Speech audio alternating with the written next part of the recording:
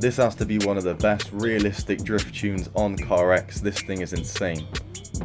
So here we are, going to show you what this car can do. Nissan Skyline R31, realistic tune. And Cryptic's got a realistic tune as well. Here we go. Looking smooth so far. Really nice tune this one, as you can see. Realistic on the transitions. It looks real when it's drifting.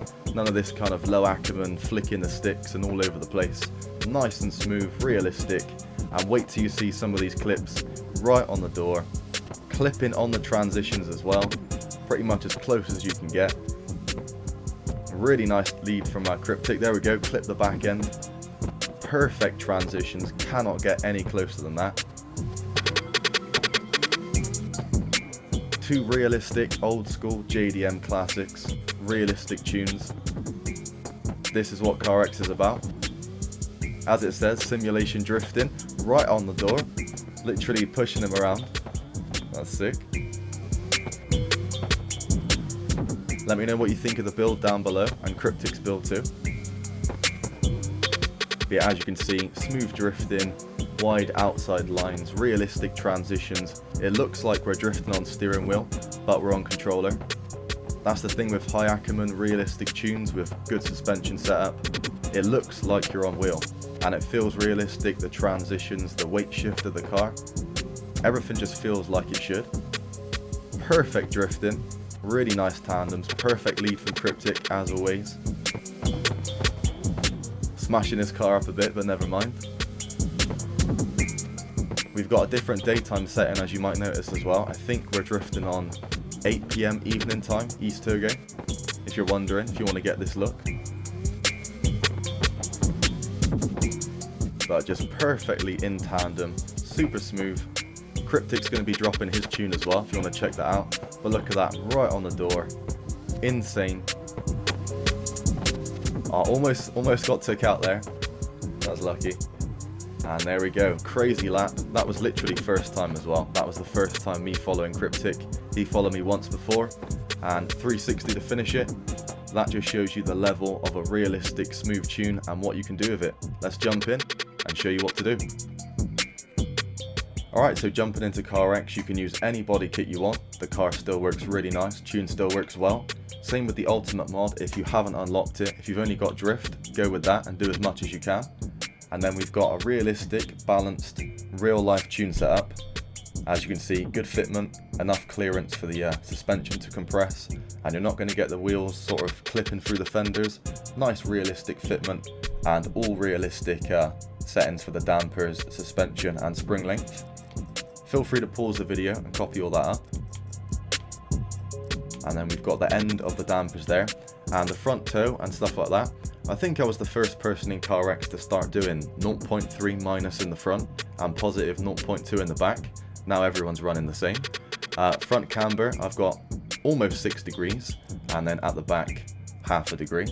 And then we've got quite stiff anti-roll bars, as this car did have quite a bit of body roll. And then a really important setting, probably the most important setting in CarX, is the Acumen angle. The lower you have this, it's going to put a limit on your steering angle. It's going to make it difficult to do 360s. You won't be able to drift with proper big drift angle. The car will actually stop and not be able to drift anymore. Really unrealistic, and teaches you really bad technique because you essentially can never spin out no matter what you do. And the whole thing of drifting is to learn the balance of throttle and steering to not spin out. Basically, higher Acumen angle gives you smoother drifting. It takes away those skid marks from the front tires that you'll see a lot from low Acumen players and stuff. And it's just the way to go. Nothing against low Acumen players. If you're getting, just started in CarX, if you're new to the game, I would recommend low Acumen. But then, as soon as you possibly can, you want to start bumping those numbers up. The higher you have it, the more realistic it is. And it just gives you smooth transitions and just makes the game so much nicer. As you saw in that clip, that was a first time run, and that just goes to show what a realistic high acumen tune it can do. Jumping into the wheels, you can change the stuff if you want to make different size rims or tires. It's not going to break the tune, you just might need to rebalance a few other parts of the tune if you want it, really perfect. But you can feel free to mess around with this stuff. You can drop it down to 90 adhesion. I've tested this car, still works really well. And there we go, hopefully you kind of pulls that all up and copy it. And then the engine section, I've just maxed everything out, but you don't have to. If you want to go lower horsepower, up to you. I would maybe just increase the tyre pressure a tiny bit, just to balance it out if you do drop the horsepower.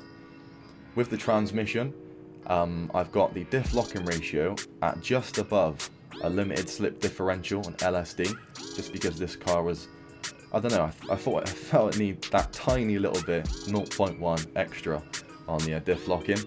Final drive and gears have all been tested. They're close together, but not too far apart. But does that make sense? Yeah, they're not too close together, they're not too far apart. They're really balanced, and you've got a good sort of power range, no matter what gear and what rev you're in. For the braking, I've dropped down the torque to 2,500. Quite a bit of front brake bias, but you can change that as well. And then I've taken off ABS and launch control. That is it, a realistic Nissan Skyline R31. Super smooth. Doesn't give you wheels that clip through the fenders, even at full drift and lock, and even when you're landing jumps and stuff. Let me know if you test this out on wheel, as I haven't had a chance yet, but I imagine it should work really nice. Maybe just drop the horsepower down, unless you're really good at wheel, because 850 horsepower is a lot for steering wheel. But I hope you enjoyed this video. Let me know what car you think I should tune next, and let me know what you think of this tune.